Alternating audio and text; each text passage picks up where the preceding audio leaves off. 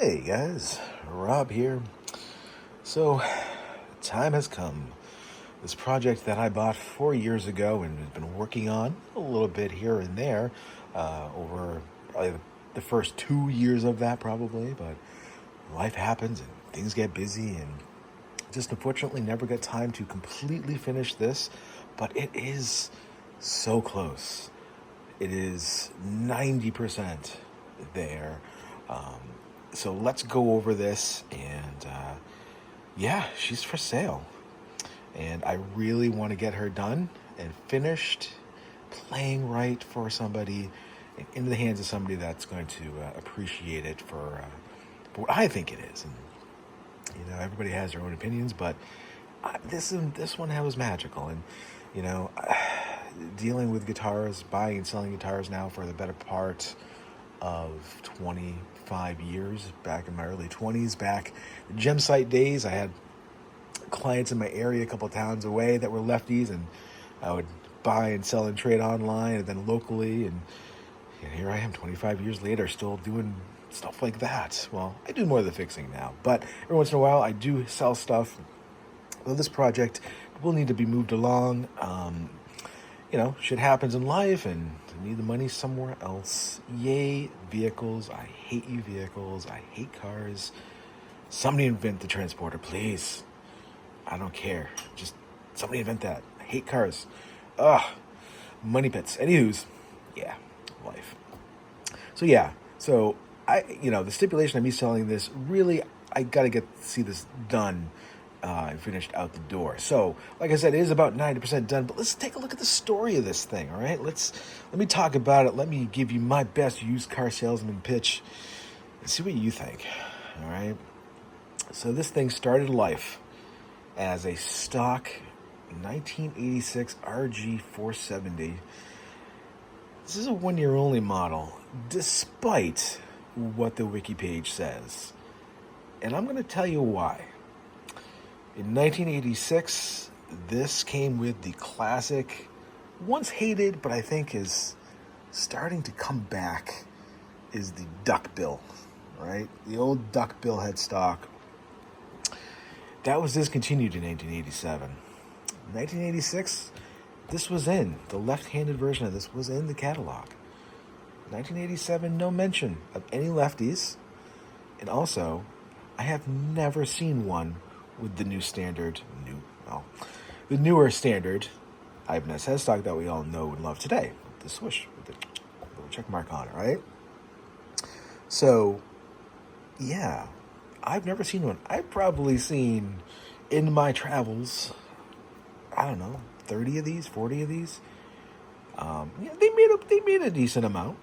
But again, 1 year only. And again, I'll fight you on that. Find me one that has the other headstock. Yeah, you're not going to.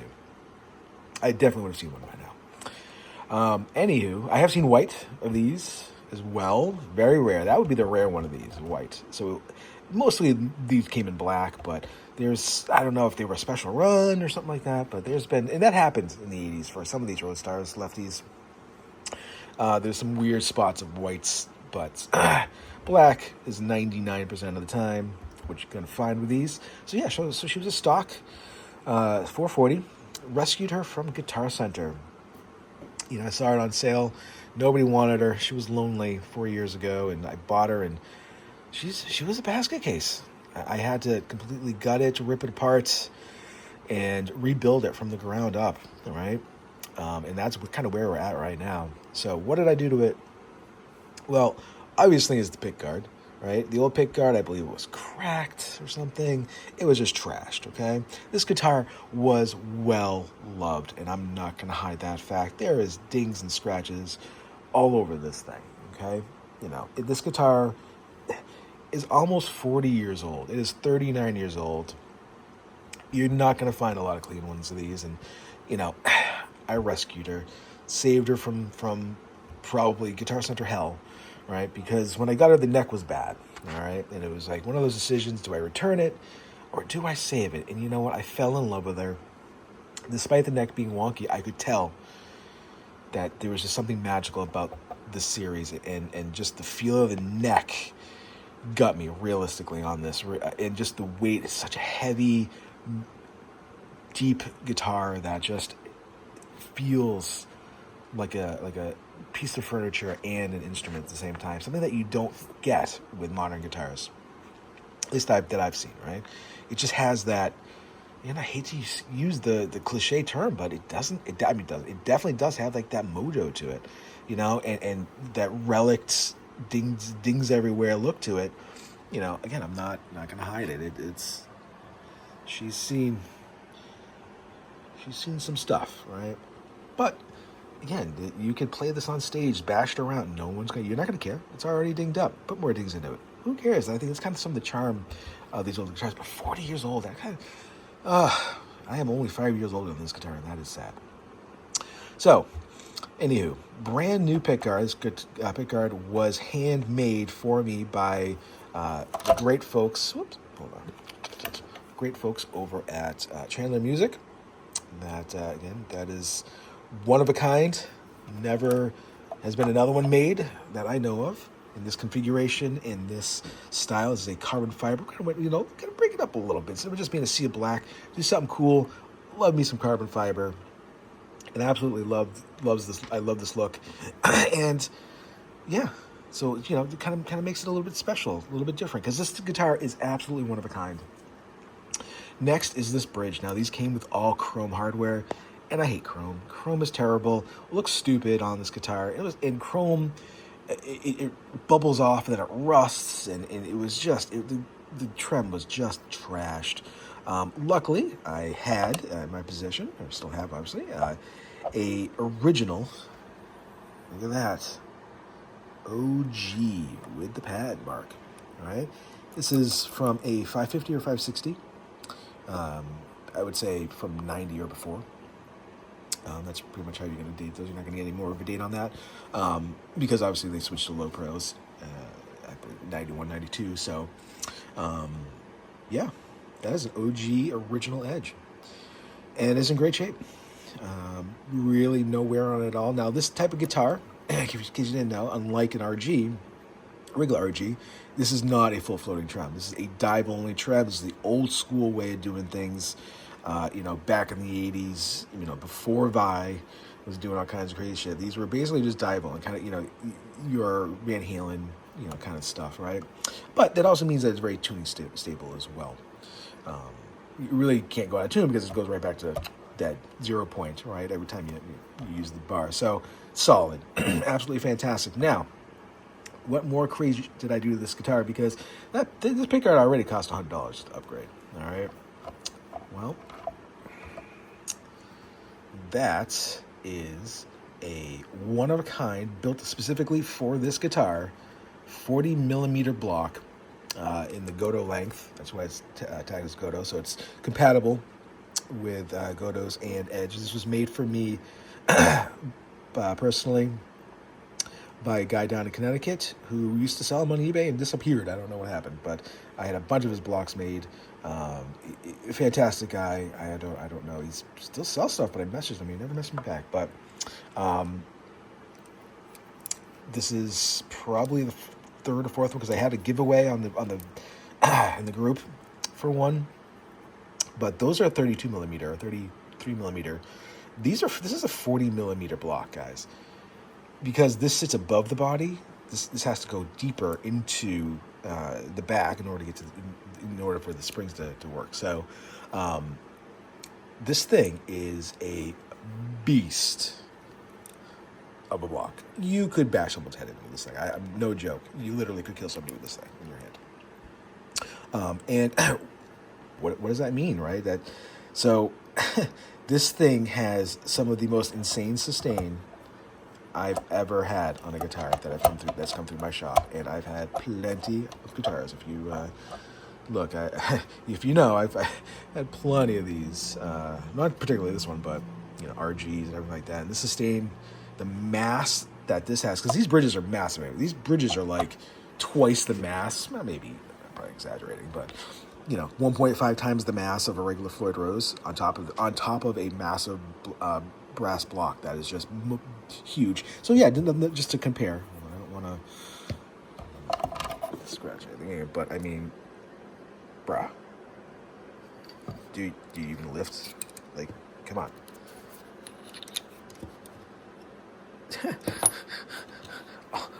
All the mass, guys, all the mass right there. Again, he specifically made that for me for this one. I specifically asked him, gave him the length, 40 millimeters, and yeah, absolutely, absolutely fantastic. The sustain just is literally a Spinal Tap, just go across the street, grab a sandwich, and come back, and it's still so. God, I'm almost talking myself out of selling this thing, but I got to. Now, the only downside, as you can see, I got 3 fine tuners missing. No big deal. Get those right from Rich. They're $10 a piece. Bang, bang, boom. There you go. No biggie, right? All right, now moving on to the electronics. That is the one thing, right? That is that like 10%, right? That says things like 90% done. Between this and electronics, that's it. That's all that this thing needs. And that's what will come with this guitar, is me building this for you and setting it up and getting it absolutely perfect and dialed in. This is a Super 2. It's an older one.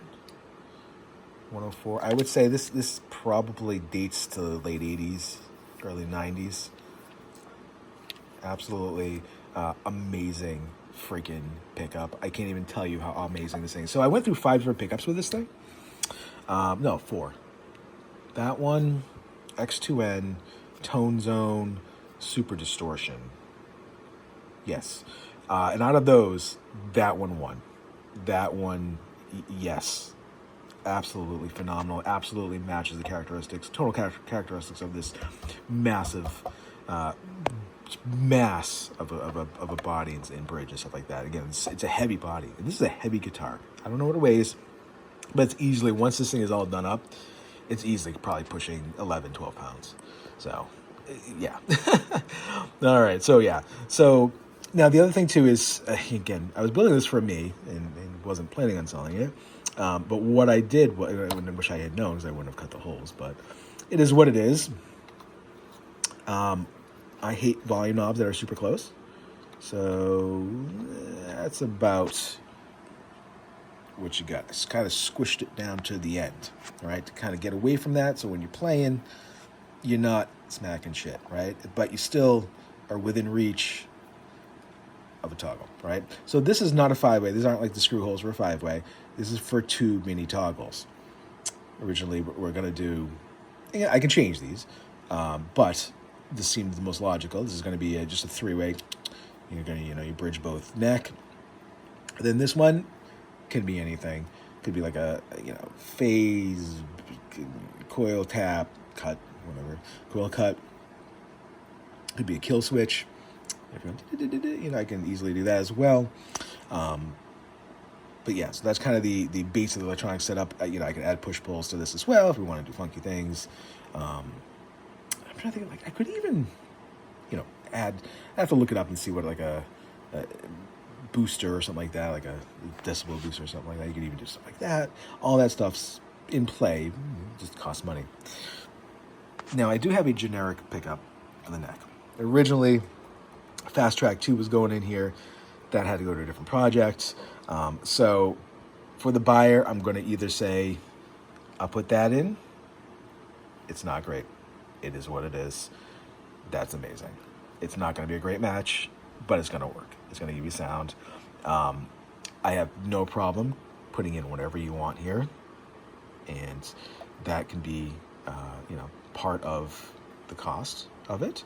Again, or we just go with that one. I would much rather see somebody put a better pickup in this because it needs it. You're not gonna. That's a terrible match. But it is what it is. You can always go back yourself and do it. I'm not gonna go. What I'll do is I'll make sure that one is kind of replaceable. If you do go choose that, I won't go super fancy and hard shrink wrap everything in there as tight as possible. I'll make it so that it's swappable pretty easily. And plus, that's only as 2 conductors, so I can't split that anyways. So whatever we do there, would have to involve just the bridge. If it's like a split, you could phase that. You could auto phase that with that, which actually will give you maybe some humbucking, because that's not a humbucker either. That's just a regular open standard single coil. So it's, again, not great, but it'll do the job.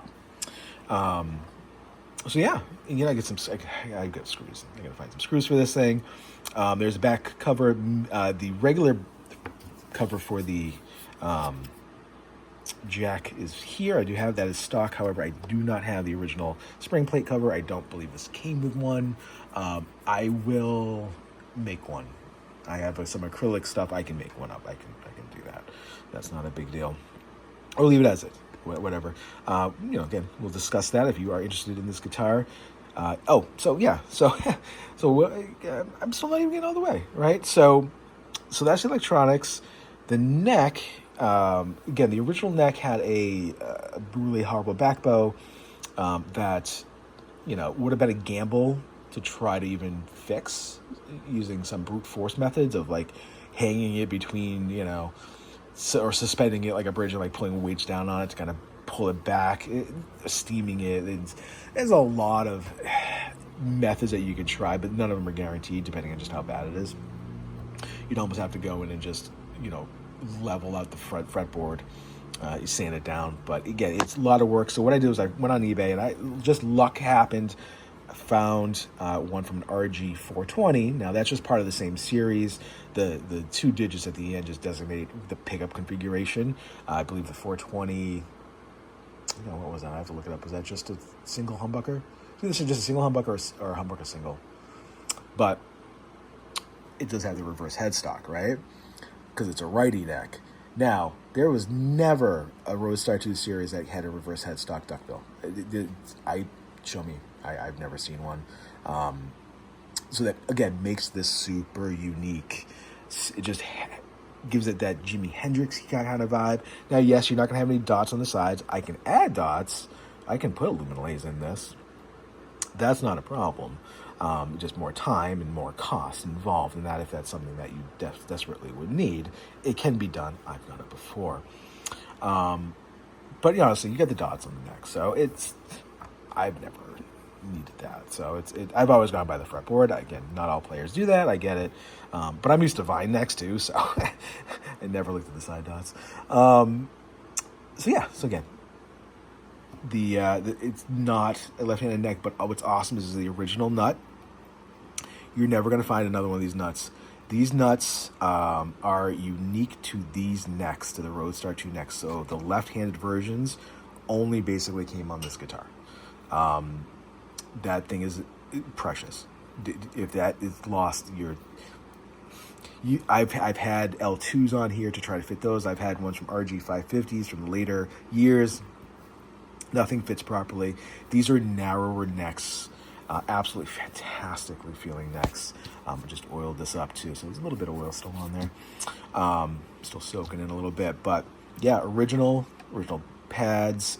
I don't believe the screws are original, not all of them. Yeah, you can kind of tell, but they work. They're fine. Now, what is original is the bar. The retainer bar is all original. Screws are all original. Now, these tuners are brand new. I just put them on today. The original ones were just worn out. They had that look, right? But I'd rather them be stable. These are nice and stable. The other ones you could just tell that they were tired. So retired those. These are brand new from an Ibanez, from a RG 470. They're right-handed. So we're still staying in the tradition of everything on this guitar is basically Ibanez, sans a couple of screws, but it is what it is with those. You're not going to I would never overpay costs on those anyways. It's just locker nut screws. Same thing with down here, I believe. A couple of these screws might have been replaced. Yeah, I think I replaced a couple of these. But again, it's nothing, right? So yeah, this thing is amazing. The neck on these are, if you've never had one of these and never felt one of these necks, it's like cross between like a Wizard and a Strat neck. It's that perfect in between where it's not super round like a Strat neck. The back is definitely like a shallow C, maybe. Yeah, it's not as flat as a Wizard, but not as fat as any Strat. It is just to me. It's like the perfect Stratocaster neck. It's just the perfect blend, and it just feels at home like a good pair of used sneakers, which is exactly what I look for in guitars, realistically. And another reason why I much prefer used, honestly, all made in Japan. Absolutely fantastic guitar. So if you want this, let me finish this up for you. We'll get this thing rocking and rolling. Let's talk.